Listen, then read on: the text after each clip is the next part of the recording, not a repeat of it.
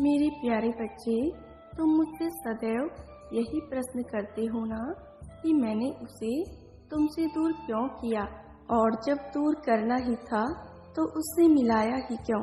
तो बच्चे, तुम अपने प्रेमी से विरह को सहन नहीं कर पा रहे हो, क्योंकि तुमने उसे अपनी आत्मा से प्रेम किया है।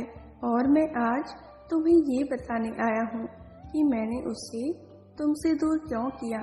तो बच्चे, तुम दोनों युगों युगांतर के साथी हो और तुम्हारा प्रेम कई जन्मों का है, परंतु इतने जन्मों के पश्चात भी तुम स्वयं को पहचान नहीं पाए, जान नहीं पाए।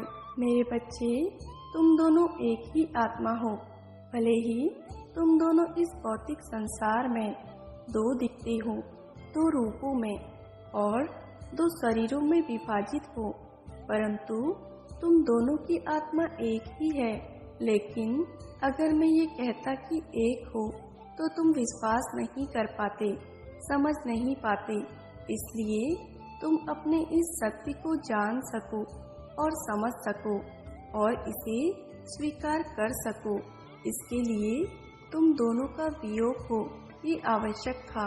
मेरे बच्चे, तुम दोनों केवल दूर हो, अलग नहीं हुए हो, और तुम्हारे लिए इस शाश्वत आत्मा के शाश्वत प्रेम को समझना आवश्यक है।